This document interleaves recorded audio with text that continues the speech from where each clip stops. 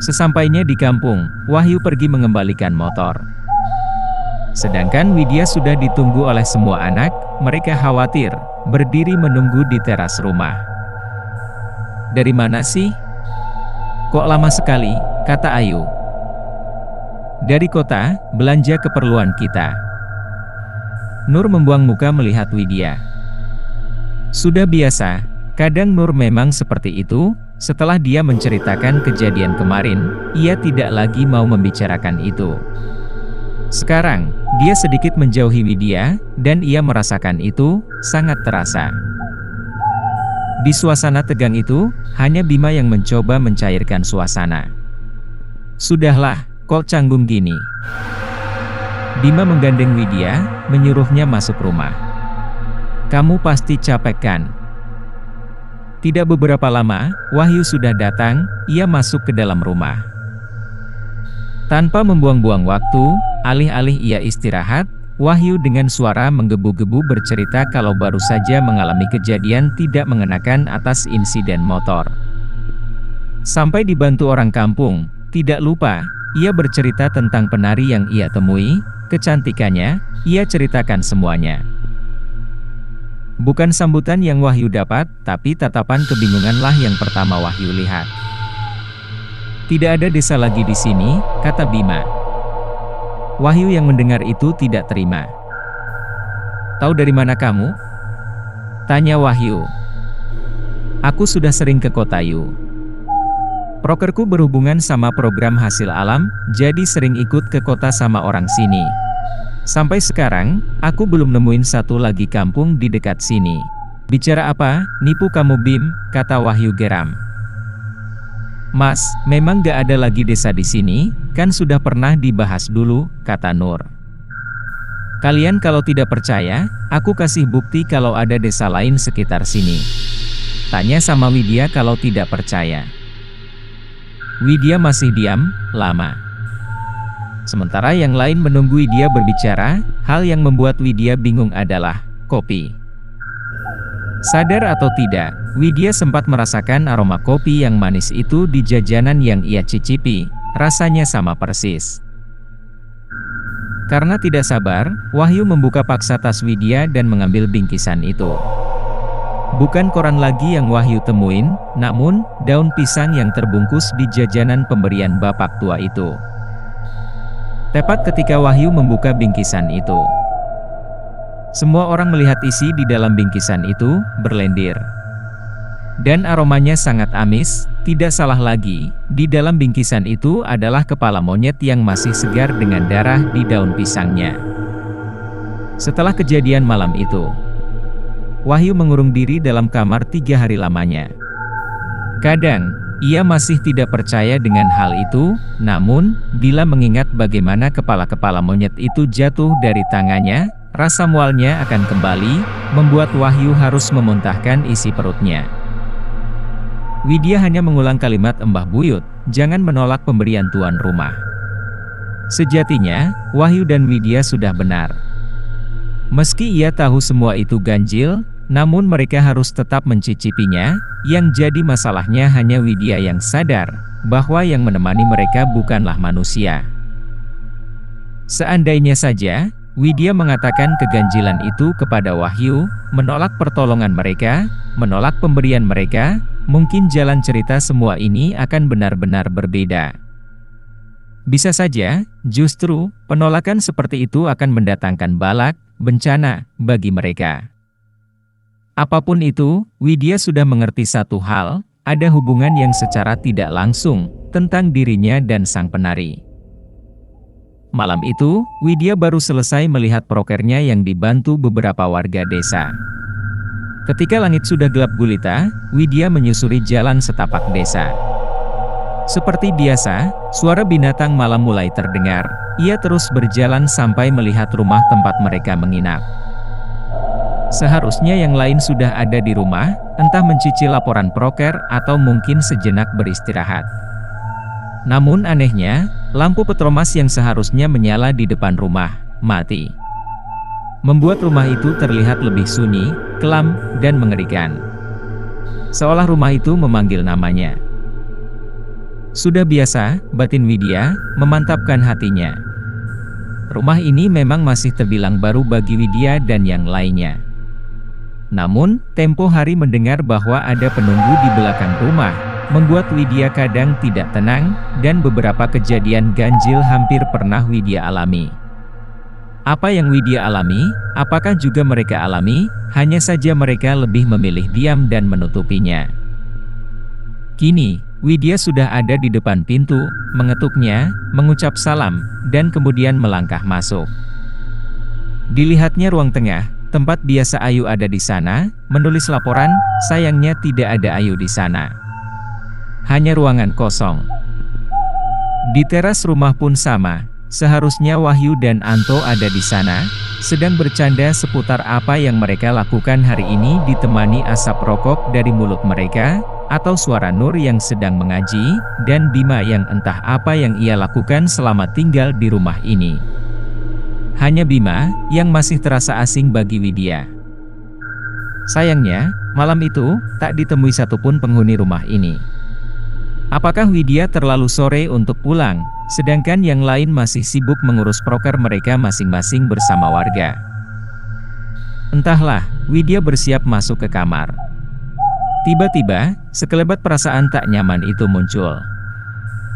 Perasaan seolah ada yang mengawasi entah dari mana, dan menimbulkan rasa berdebar di dada. Ketika, suara tawa ringkik terdengar dari pawon, dapur, rumah. Saat itulah, Widya yakin, sesuatu ada di sana. Sesuatu yang bukan lagi hal baru, ia harus memeriksanya. Ketika Widya menyibak tirai, ia melihat Nur, duduk di sebuah kursi kayu.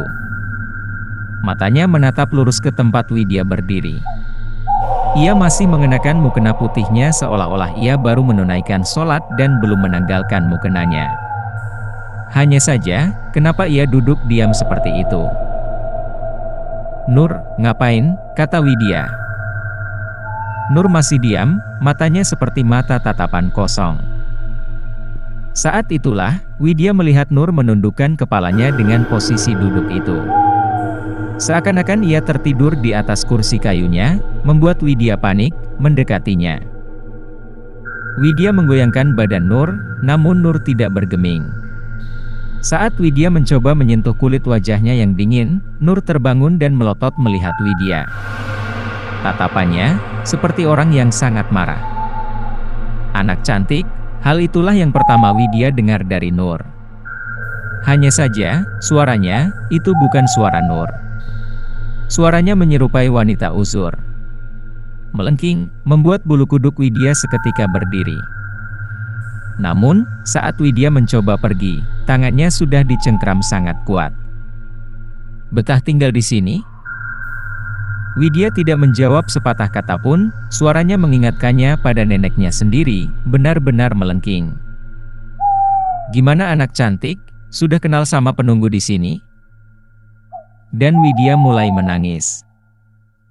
Loh, anak cantik gak boleh menangis, matanya masih melotot. Pergelangan tangan Widya dicengkram dengan kuku jari Nur. Anak ganteng itu saja sudah kenal sama dia. Nur, ucap Widya sembari tidak bisa menahan takutnya lagi. Suasana di ruangan itu benar-benar baru kali ini bisa membuat Widya setakut ini. Sadar Nur, sadar. Nur tertawa semakin kencang, tertawanya benar-benar menyerupai tertawa yang membuat Widya diam takut. Kamu tidak mengerti siapa aku? Kamu pikir, kalau tidak ada aku, anak nakal seperti temanmu yang sudah membawa penunggu di sini bisa mencelakai cucuku. Aku yang selama ini sudah menjaganya, tidak akan kubiarkan mereka mendekati cucuku. Mengerti? Mencelakai bagaimana? Tanya Widya dengan nada sambil menangis. Anak cantik, satu dari temanmu tidak akan bisa kembali jika kamu belum sadar. Semuanya akan terjadi, ingatkan anak itu, yang sedang membawa petaka, jika dibiarkan semuanya akan kena batunya di desa ini. Setelah mengatakan itu, Nur teriak keras sekali, lalu jatuh tersungkur. Widya menggotong Nur kembali ke kamarnya, menungguinya sampai ia terbangun dari pingsannya, dan benar saja, ia tidak tahu kenapa ia bisa tertidur, mungkin terlalu terbawa ketika sholat. Nur bercerita saat di pondok, kalau sudah harus menikmati sholatnya, biasanya sampai ketiduran. Entah apa yang Widya pikirkan, sampai tiba-tiba ia bertanya hal yang Nur paling tidak sukai. Sejak kapan bisa lihat begituan Nur? Awalnya Nur salah tingkah, tidak mau cerita. Sampai ketika Widya menungguinya, Nur mengatakannya, sejak mondok ia bisa melihatnya. Karena memang harus. Gaib itu ada, kata Nur. Sebenarnya, tiap orang ada yang jaga, jenisnya berbeda-beda, ada yang jahat, ada yang baik, ada yang cuma mengikuti, ada yang cuma numpang lewat. Kamu ada yang jaga Nur? Tanya Widya. Katanya ada, ucap Nur dengan suara pelan seperti tidak mau menjawab. Kok katanya? Aku belum pernah melihatnya langsung, aku dikasih tahu temanku sebelum keluar dari pondok, katanya, wujudnya menyerupai nenekku. Setelah mendengar itu, Widya hanya mendengarkan Nur bercerita tentang pengalamannya selama mondok. Namun, Widya lebih memikirkan hal lain. 23 hari, sudah dilalui. Setiap hari, perasaan Widya semakin tidak enak, dimulai dari satu persatu warga yang membantu prokernya mulai tidak datang satu persatu. Kabarnya mereka jatuh sakit. Anehnya, itu terjadi di proker kelompok mereka, yang berurusan dengan sinden. Pernah suatu hari, Widya mendengar secara tidak langsung. Kalau ini semua karena sindennya mengandung kutukan.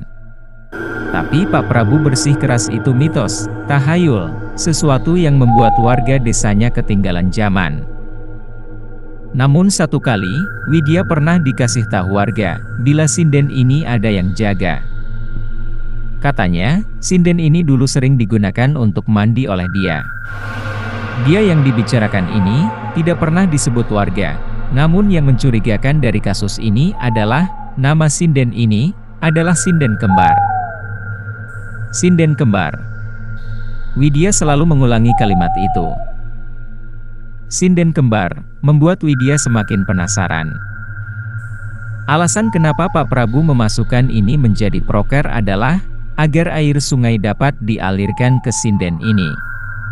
Sehingga warga tidak perlu lagi jauh-jauh mengambil air ke sungai yang tanahnya terjal, namun, seperti ada yang ganjil. Malam itu, Ayu mengumpulkan semua anak, perihal masalah yang mereka hadapi. Hampir setengah warga yang membantu proker mereka tidak mau melanjutkan pekerjaannya. Alasannya bermacam-macam, sibuk berkebun sampai badannya sakit semua. Dari semua anak yang punya usul, hanya Bima yang tidak seantusias yang lain. Di malam itu juga, Widya ingat yang dikatakan Wahyu. Setiap malam, Bima pergi keluar rumah, entah apa yang dilakukannya. Widya sengaja begadang hanya untuk memastikan, dan ternyata benar, malam itu Bima pergi keluar rumah. Widya masuk ke kamar Bima, di sana ada Wahyu sama Anton.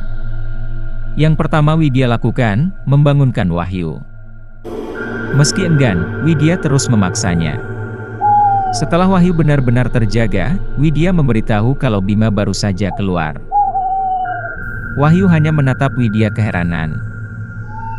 Aku kan sudah pernah bilang Jir.